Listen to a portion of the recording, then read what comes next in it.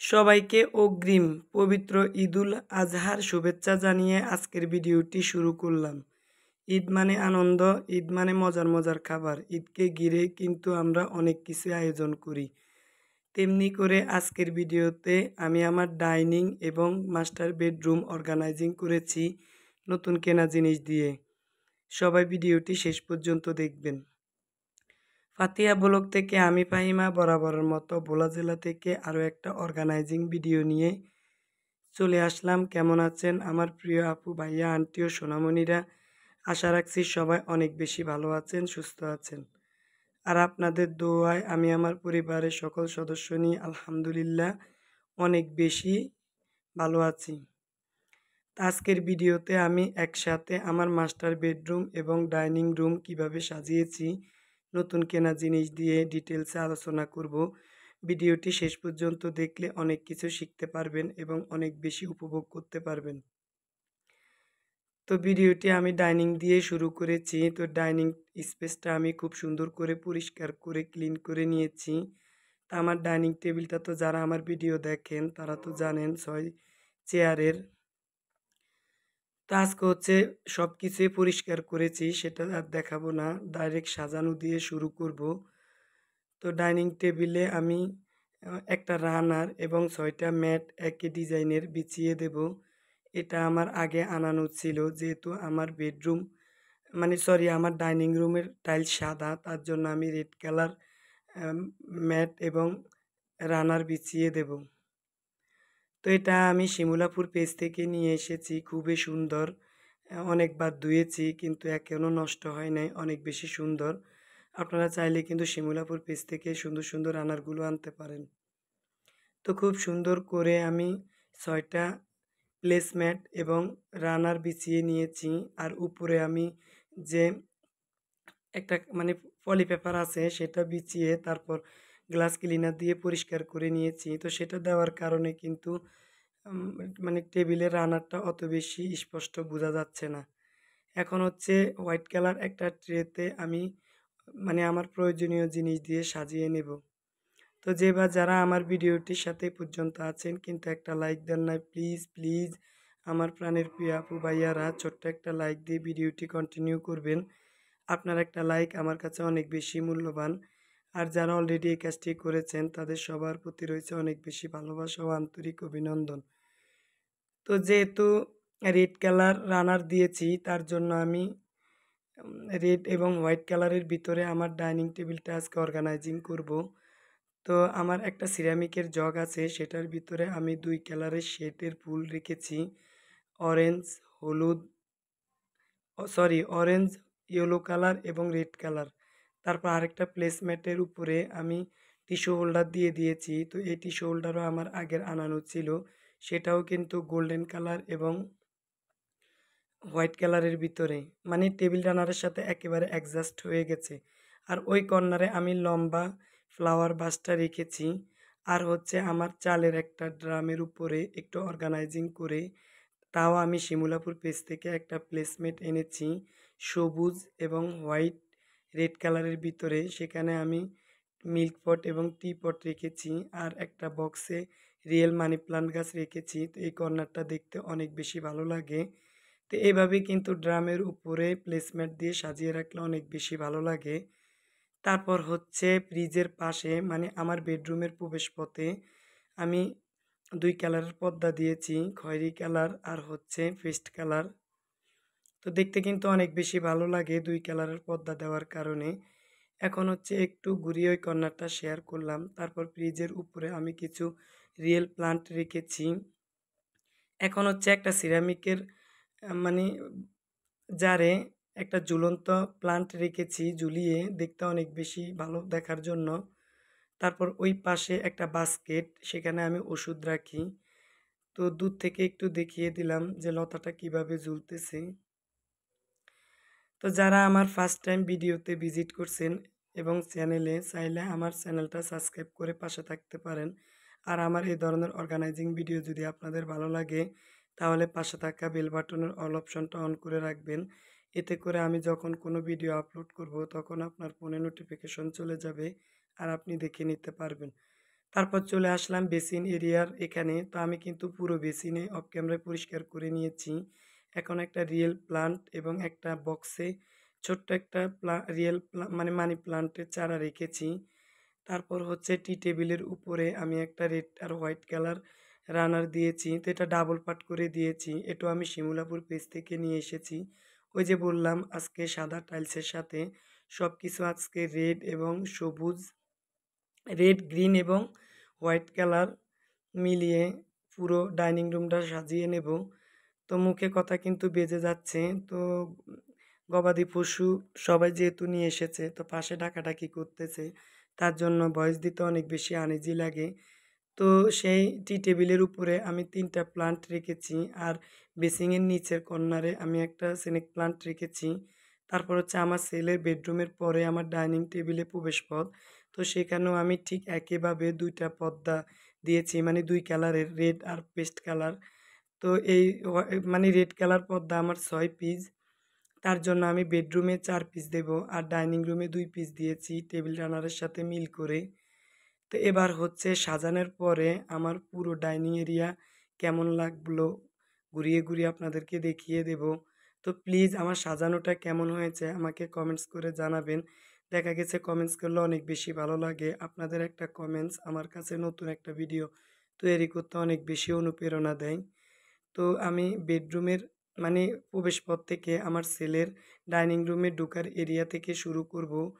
মানে পুরো ঘুরিয়ে ঘুরিয়ে দেখিয়ে দেব সাজানোর পরে কেমন লাগতেছে। মাশাআল্লাহ আমার কাছে অনেক বেশি ভালো লাগে। তো নতুন কেনা জিনিস দিয়ে এবং পুরনো জিনিস দিয়ে যদি এভাবে সাজিয়ে রাখা যায় তাহলে আমাদের ঈদ অনেক বেশি আনন্দে কাটবে। তো ঈদ উপলক্ষে কিন্তু আমরা সবাই এভাবে ডাইনিং এবং বেডরুম সাজিয়ে নেই। তো আমি আমার সাধ্য এবং সামর্থ্য অনুযায়ী ডাইনিং রুমটা খুব সুন্দরভাবে সাজানোর চেষ্টা করেছি। তো আমার এই নতুন কেনা জিনিসগুলো বিভিন্নভাবে বিভিন্ন পেজ থেকে আমি নিয়ে এসেছি। তো সত্যি বলবেন আমার সাজানোটা কেমন হয়েছে? সবচেয়ে বেশি ভালো লাগে ডাইনিং টেবিলের ওই কর্নারটা যেখানে ড্রামের উপরে আমি মিল্ক পট এবং টি পট রেখেছি। আর একটা বড় রিয়েল প্লান্ট রেখেছি, মানি প্লান্ট। আর বেশি ভালো লাগে ২ কালারের ফুল এই সিরামিকের জারটার ভিতরে দেওয়ার কারণে। তো এটা আমি পানিও খাই এটার ভিতরে। তো যখন যেই কাজে ব্যবহার করা যায় এখন ফুলদানি হিসাবে ব্যবহার করলাম। আর যখন পানি খাবো তখন জগ হিসাবে ব্যবহার করব। তো এভাবে কিন্তু আপনারা বিভিন্ন জিনিস এক পাশের জিনিস অন্য পাশে নিয়ে সাজালে দেখবেন আপনাদের পুরো বাসাটাই নতুনত্ব একটা লুক দিবে।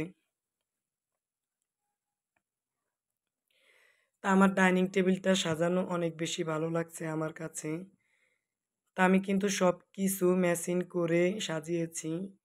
তার জন্য সাদা টাইলসের সাথে ম্যাচিং করে সাজানোর কারণে রেড কালার জিনিস অনেক বেশি ফোকাস করেছে।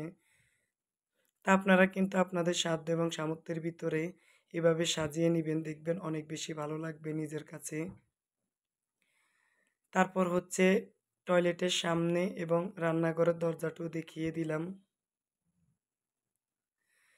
তো সবকিছু এভাবে আমি সবসময় সাজিয়ে গুছিয়ে রাখি। এতে করে আমার মনটা অনেক বেশি প্রফুল্ল থাকে, কাজের আগ্রহ বাড়ে। আমি সবসময় আমার পুরো বাসাটাই এভাবে সাজিয়ে রাখি। তো কিচেনটাও একটু শেয়ার করলাম যে কিচেনের দরজা দিয়ে এবং জানালা দিয়ে ভিতরে অনেক বেশি আলো বাতাস প্রবেশ করে। আমার ডাইনিং এরিয়াতে কোনো জানালা নেই। কিচেনের জানালা দিয়ে কিন্তু আলো বাতাস আসে। তারপর সাজানো গোছানোর পরে ডাইনিং শেয়ার করার পরে চলে আসলাম বেডরুমে। তো বেডরুমের পর্দাগুলো আগেরগুলো কিন্তু খয়েরি কালার ছিল। তো সেগুলো আমি চেঞ্জ করে নতুনগুলো লাগিয়ে দিলাম। তো এখানে আমি ৪ পিস পর্দা দিয়েছি। আর বাকি ২ পিস তো ডাইনিং টেবিলে দিয়েছি দেখতেই পেয়েছেন। তা আমিও কিন্তু আজকে হোয়াইট কালার ড্রেস পরেছি। আপনারা তো আমার সব ভিডিওতে দেখতে পান যে আমি হোয়াইট লাভার। সবসময় সব কিছুই কিন্তু হোয়াইট কালার এবং পিঙ্ক কালার অনেক বেশি পছন্দ করি। তারপর হচ্ছে এই যে অর্গানিক একটা শখের হাঁড়ি, মানে এই শখের হাঁড়িটা আজকে নতুন আমার ছেলে নিয়ে এসেছে ওর বন্ধুর মাধ্যমে পেইন্টিং করে। তো এটাতে আমি মাটিতে লাগানো একটা রিয়েল প্লান্ট দিয়েছি ঝুলিয়ে।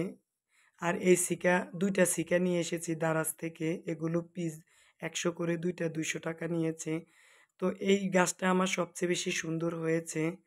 অনেক বেশি লম্বা কেশুবতী গাছ, মানে মানি প্লান্ট গাছ, দুষ্টামি করে কেশুবতী বলেছি।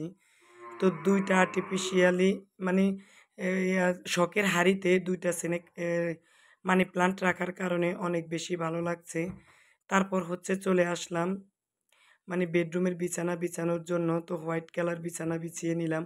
ওই যে বললাম আজকে ডাইনিং এবং বেডরুম সবকিছু রেড এবং হোয়াইট কালারের ভিতরে ম্যাচিং করে বিছিয়ে নেব। তা আমি কিন্তু আমার বেডরুমের জন্য বিছানার চাদর এনেছি, কিন্তু বালিশের কভার ছোট বিদায় আর সেটা বিছিয়ে নিলাম না। তা আমার কিন্তু বালিশগুলো অনেক বেশি বড়, তার জন্য মানে ভালো মানের বিছানার চাদর না হলে কিন্তু বালিশের কভার মানে হয় না। তো ২ টা কুশন দিয়ে দিলাম। এটা আমি বাংলাদেশি ব্লগার মমরুমা আপুর পেজ থেকে নিয়ে এসেছি। ডেলিভারি চার্জ সহকারে ২২০০ টাকা নিয়েছে। তো হোয়াইট কালার বিছানার চাদর কিন্তু অনেক বেশি ভালো লাগে। সাদা যেহেতু শুভ্রতার প্রতীক। তো তার জন্য আমি মিলিয়ে কিন্তু হোয়াইট কালার ড্রেস পরেছি। তো আমি বরাবরই কিন্তু হোয়াইট লাভার। তারপর এই যে একটা পাপোশ বা রাগ যাই বলেন, এটা আমি শিমুলাপুর পেজ থেকে নিয়ে এসেছি ৮০০ টাকা। তো হোয়াইট কালার আর রেড কালার আর হচ্ছে কমলা কালারের মিলিয়ে কিন্তু অনেক বেশি ভালো লাগে এই পাপোশটা।